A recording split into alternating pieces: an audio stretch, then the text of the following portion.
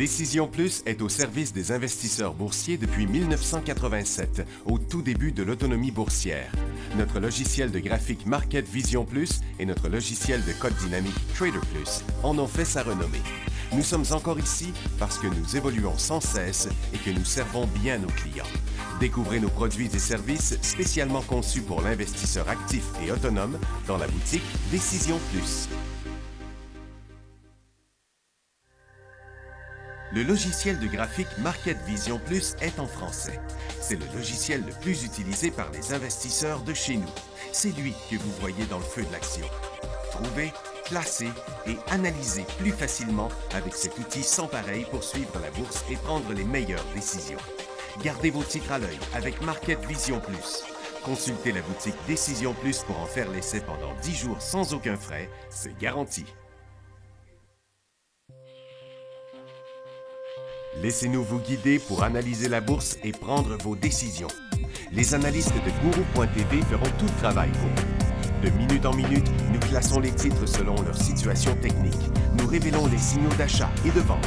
Nous publions des recherches poussées et nous prodiguons des conseils en temps réel. Ça commence avant l'ouverture et ça se poursuit jusqu'à la fermeture des bourses. Profitez de chaque cycle boursier avec Guru.tv. Trader Plus, l'instrument du day trader. 50 cotes qui clignotent en même temps. Autant de listes que vous voulez. Graphiques à la seconde. De 3 à 30 graphiques. Des alarmes à volonté. Des listes de cotes préparées. Des modèles graphiques préparés. Prêts à faire feu. Achetez, vendez avec Trader Plus.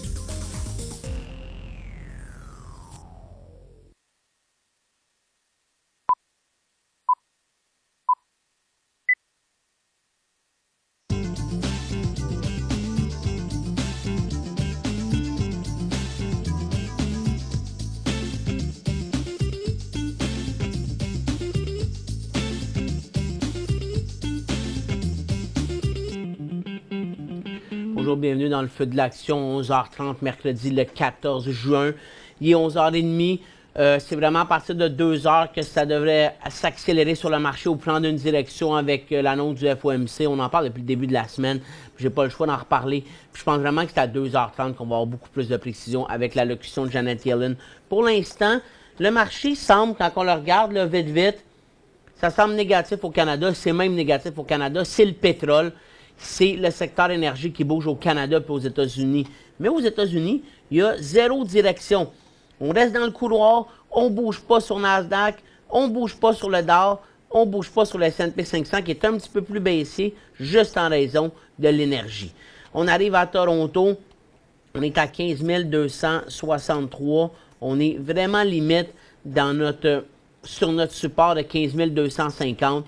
C'est vraiment les secteurs énergie, mine, finance, industrie. Donc, énergie, on est passé en cycle baissier sur les inventaires de pétrole qui est en baisse, mais pas assez en baisse. On a traversé les 45 $. On est à 44,68 en baisse de 1,25 $ ou juste un petit peu moins de 3 2,72 $. C'est là que ça se passe. C'est ça qu'on va regarder. Mine, on est au support aussi.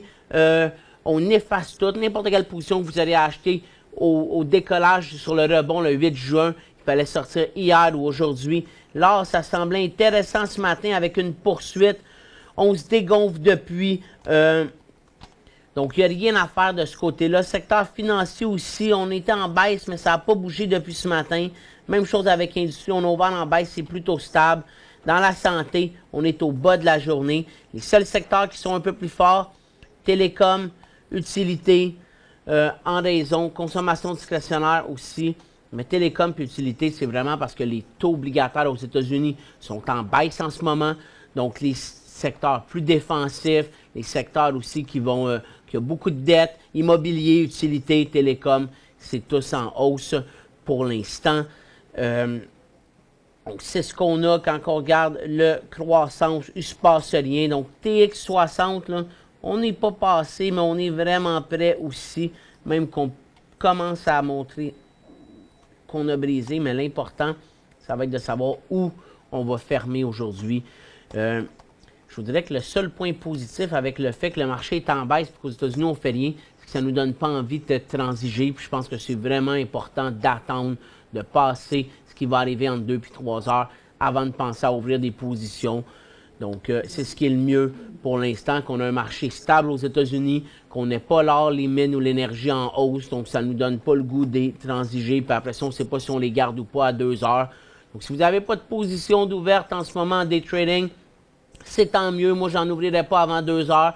Vous ne devriez pas avoir de position haussière dans l'énergie parce que ça n'a jamais vraiment été fort. Si vous avez des baissiers, que vous avez déjà pris des profits, tant mieux. Sinon, ça peut valoir la peine d'en prendre aujourd'hui, surtout si vous êtes en haut du 5 Secteur minier, on devrait fermer nos positions. Puis dans l'or, on a eu un faux mouvement. Hier, on a juste eu un rebond, puis aujourd'hui, on a eu une nouvelle tentative de rebond, mais ça n'a pas passé. Donc, regardez le pétrole. Là, c'est clair qu'on brise tout. Donc, on a vraiment passé les 45 qui était le point important. C'est HOD. Donc, la seule chose qu'on peut transiger en ce moment d'intéressant, c'est HOD ou ERY. On va les regarder ensemble dans un instant. Le gaz semble vouloir reprendre à la baisse, mais c'est pas clair. Donc, je déconseillerais HND ou DGAZ sur New York. L'or, GLD est intéressant. Il est à 11 $ depuis le début de la journée, mais on n'a aucun mouvement. Ça va bouger après 2 heures. Du côté de l'argent, c'est aussi un rebond. Le dollar américain reste faible. L'euro est fort. Le dollar canadien était fort ce matin, encore une fois. On a dégonflé après les inventaires de pétrole, mais on semble reprendre en ce moment. Le yen aussi est très fort. Puis regardez les taux obligataires. Quand TLT monte, les taux baissent. Là, c'est une hausse de 1,6 %. On vient en fin de compte confirmer le décollage qu'on avait eu ici. On repart à la hausse.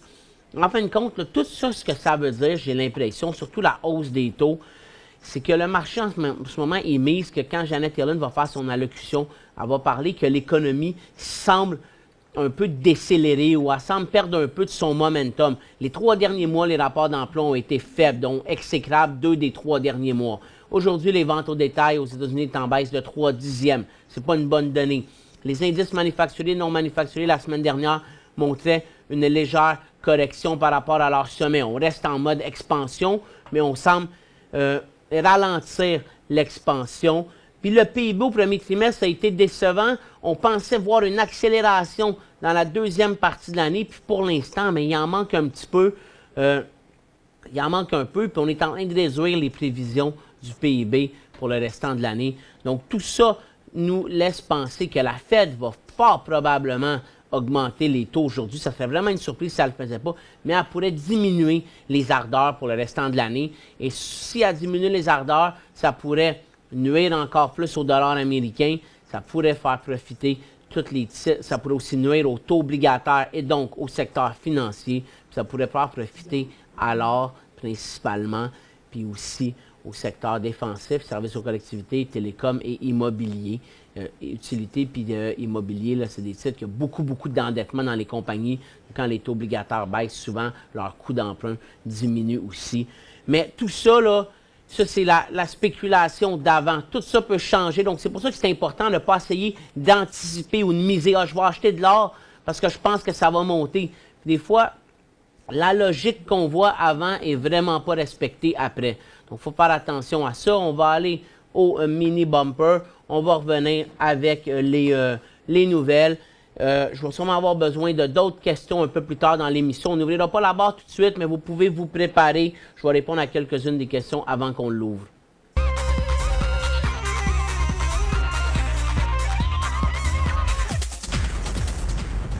Donc, on va aller voir. On a vu nos monnaies pour l'instant. On vient voir nos bas. Regardez le Nikkei en baisse de 8/10. On peut dire 0. En Chine, on est en hausse de 0,9 dans la formation neutre. Les données en Chine, pourtant, étaient quand même positives. Puis en plus, Shanghai est en baisse de 0,75%. Des fois, ça n'a rien comprendre. On a le FMI qui a relevé ses prévisions de croissance pour la deuxième fois cette année. On est rendu à 6,7 en 2017. En avril, ils avaient relevé à 6,5, puis avaient commencé l'année à... ils avaient relevé à 6,6, puis on a commencé l'année à 6,5. Donc ça, c'est positif pour la Chine, pour l'économie mondiale. La production industrielle en Chine est en légère hausse par rapport aux attentes, 6,5 versus 6,3. Puis les ventes au détail ont fait aussi légèrement mieux, 10,7 versus 10,6. Donc tout est bon en Chine. mais je pense que ça va vraiment dépendre de ce que les États-Unis font. Si on voyait les États-Unis aller par le bas aujourd'hui, ben, je pense que le Hang Seng pourrait se dégonfler demain. Puis si on ferme à 25 500, là, ça serait négatif en Chine. À Londres, on est à la résistance. On était en hausse de 0,56 parce qu'on est rendu en baisse en ce moment. C'est ça que je vois ici. Ouais, je ne suis pas 100% certain de ce que je vois. Donc, on a... Ah oui, 7474 que je verrais ici. Ça veut dire qu'on serait ici maintenant à Londres. On aurait tout effacé la cote. On serait rendu en baisse de 0,1%. Donc, c'est tout un revirement qu'on a eu. Probablement que ça se fait aussi avec la chute de l'énergie. Parce qu'aux États-Unis, là, on ne baisse pas du tout. On baisse au Canada. Ça, c'est clair. On perd 127 points. Aux États-Unis, on est à zéro. On a même l'impression que les marchés pourraient y aller à la hausse. Le SPY est plus faible. Je vous l'ai dit, c'est vraiment principalement en raison de l'énergie. Donc, si on vient voir là, notre secteur énergie, c'est là qu'on a la majorité de nos élans baissiers. Hein. Regardez, donc, Precision Drilling, on redécroche. Suncor, qui est un des gros, on redécroche. CNQ, on redécroche.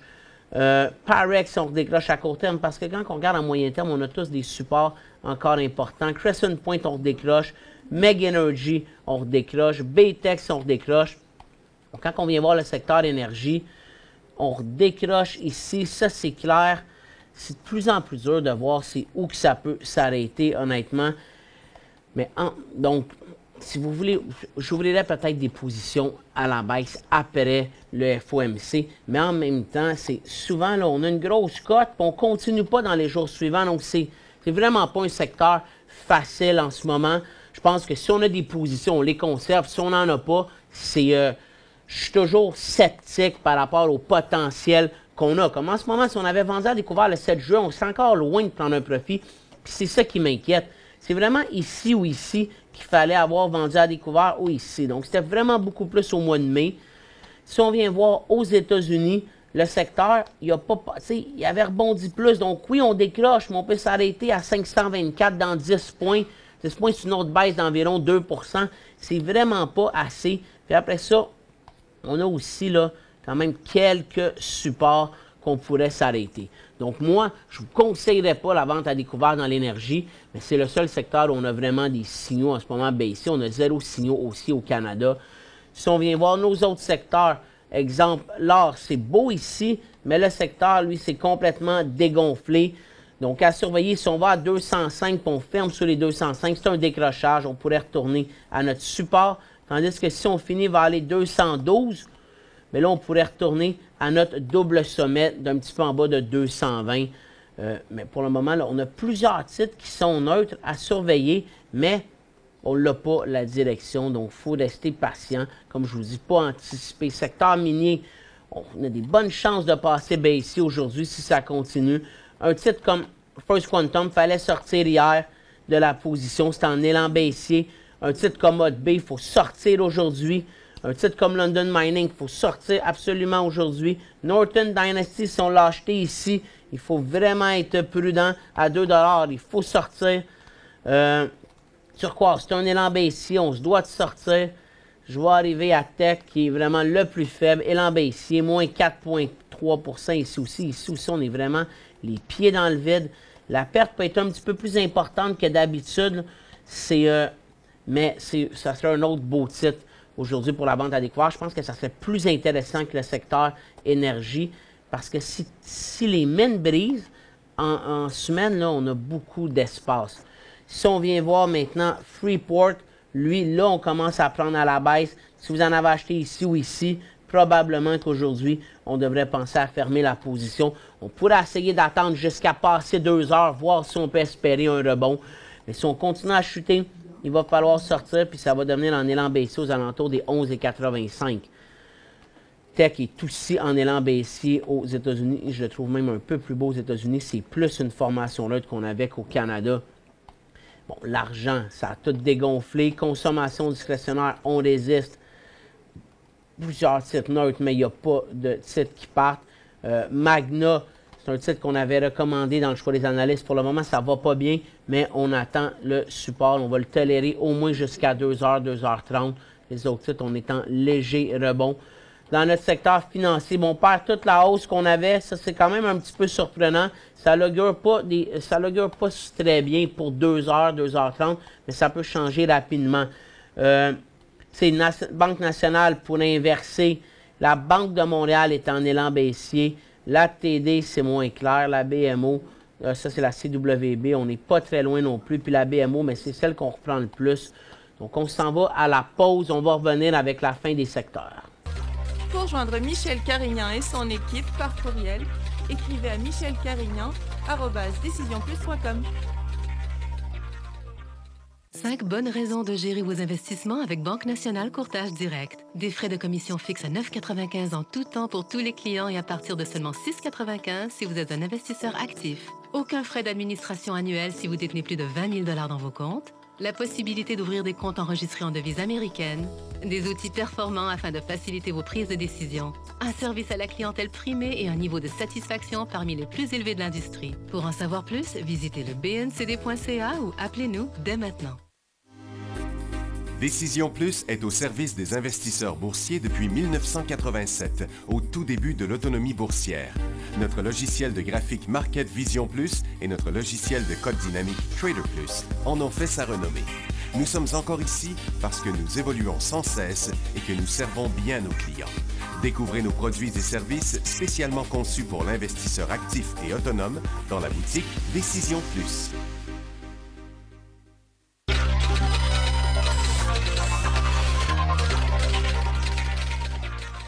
On va continuer avec le secteur industrie. Industrie aussi, on est vraiment pas loin de passer en décrochage. On a CNR qui décroche en légère baisse, CP qui pourrait donner un élan baissier. Après ça, West Shore Terminal qui est assez faible. New Alta Corporation aussi, légère correction ici. Puis là, je voulais vous montrer Bombardier. Lui, il est stable. On est en train de former un nouveau mouvement neutre sur Bombardier. Il n'y a rien à faire pour l'instant. Dans les immobiliers, on voit que ça ne bouge pas du tout au Canada. Aux États-Unis, c'est un peu en hausse. Service aux collectivités, on rebondit, c'est plus fort aux États-Unis. Puis santé, c'est pas fort. Donc, c'est Valiant qui est au creux. Puis un titre comme Knight Therapeutics qu'on avait recommandé dans le choix des analystes à la baisse ici, là, qui reprend. Donc, tout semble intéressant pour repartir à la baisse. Puis on a CRH Medical qui mettait de la pression les derniers jours, qui décroche. Ça aussi, ça pourrait être une vente à découvert potentielle. Dans la santé, le risque, c'est qu'il y a des surprises. On voit plus souvent des surprises aux États-Unis. Donc, ce titre-là, je le trouve quand même assez intéressant. Il y a beaucoup d'espace à la baisse de 7 à presque 3 $. Pourrait s'arrêter aussi à 5,56 $, mais ça reste un bon mouvement. Du côté de la conso de base, on est directement au support.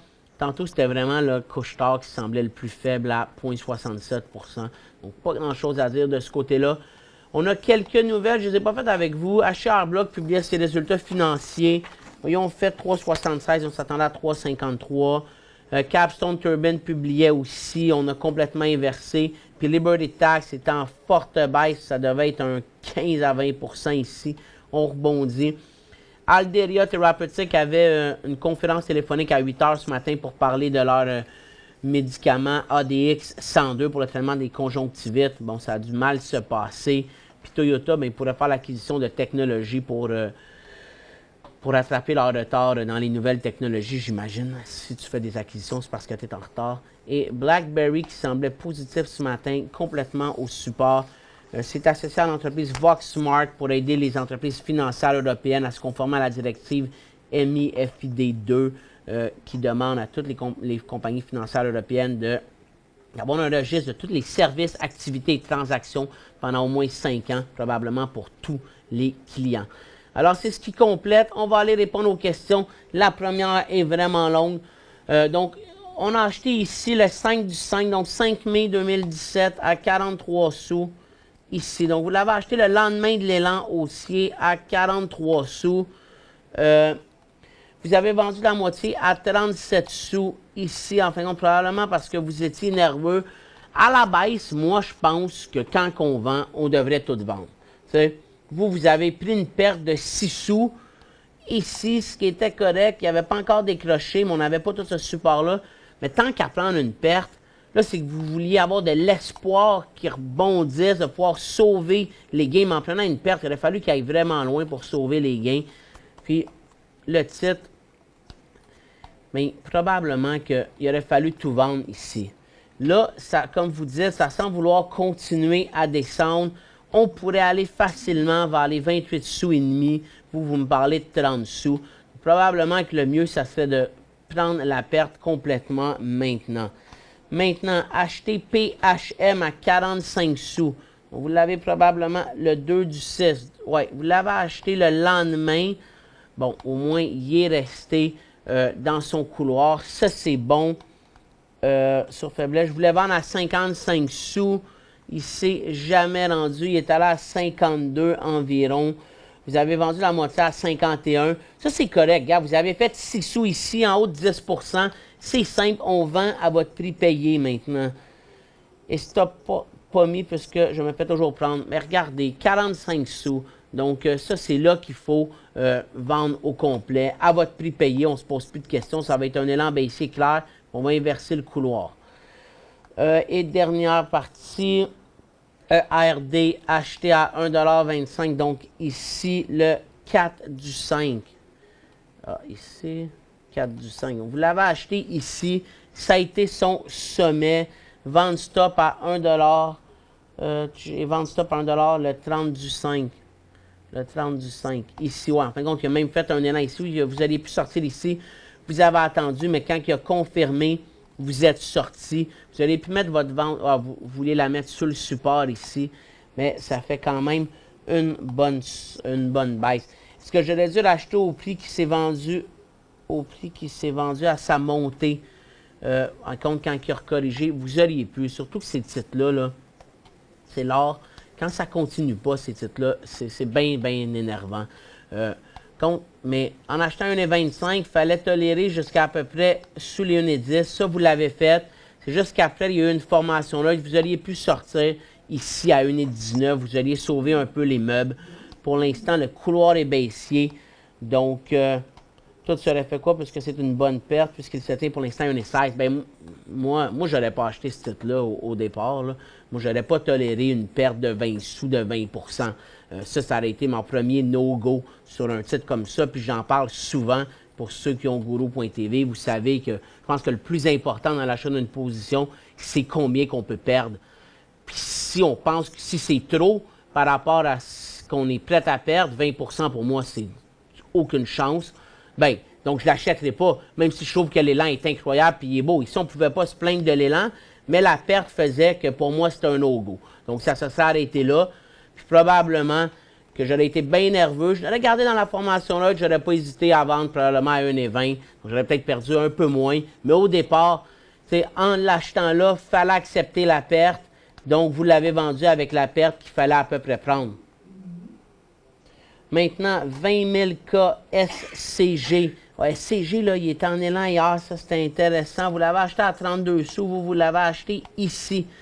Donc, en fin il y avait un point de sortie ici.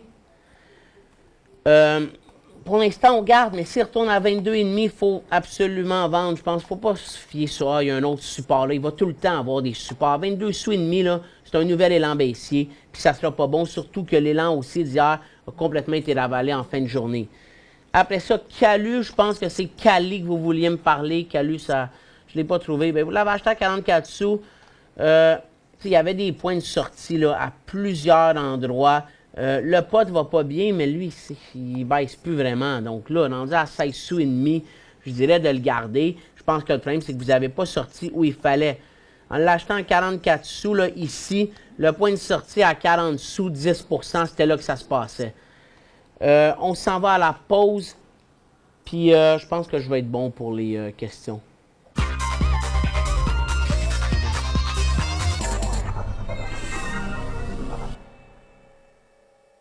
Cinq bonnes raisons de gérer vos investissements avec Banque Nationale Courtage Direct. Des frais de commission fixes à 9,95 $ en tout temps pour tous les clients et à partir de seulement 6,95 $ si vous êtes un investisseur actif. Aucun frais d'administration annuel si vous détenez plus de 20 000 $ dans vos comptes. la possibilité d'ouvrir des comptes enregistrés en devise américaine, des outils performants afin de faciliter vos prises de décision, un service à la clientèle primé et un niveau de satisfaction parmi les plus élevés de l'industrie. Pour en savoir plus, visitez le bncd.ca ou appelez-nous dès maintenant. Laissez-nous vous guider pour analyser la bourse et prendre vos décisions. Les analystes de Guru.tv feront tout le travail pour vous. De minute en minute, nous classons les titres selon leur situation technique. Nous révélons les signaux d'achat et de vente. Nous publions des recherches poussées et nous prodiguons des conseils en temps réel. Ça commence avant l'ouverture et ça se poursuit jusqu'à la fermeture des bourses. Profitez de chaque cycle boursier avec Guru.tv.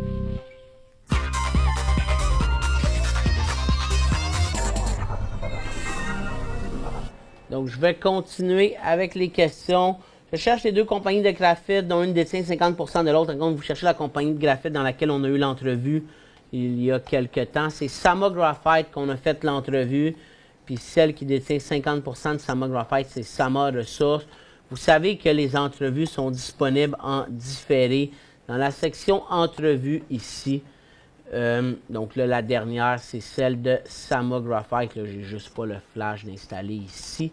Mais sinon, l'entrevue partirait tout de suite. Et j'ai aussi, je vais vous l'annoncer tout de suite, mais on va recevoir Nouveau Monde Graphite, une autre compagnie de graphite, la semaine prochaine, jeudi prochain, le 22 juin.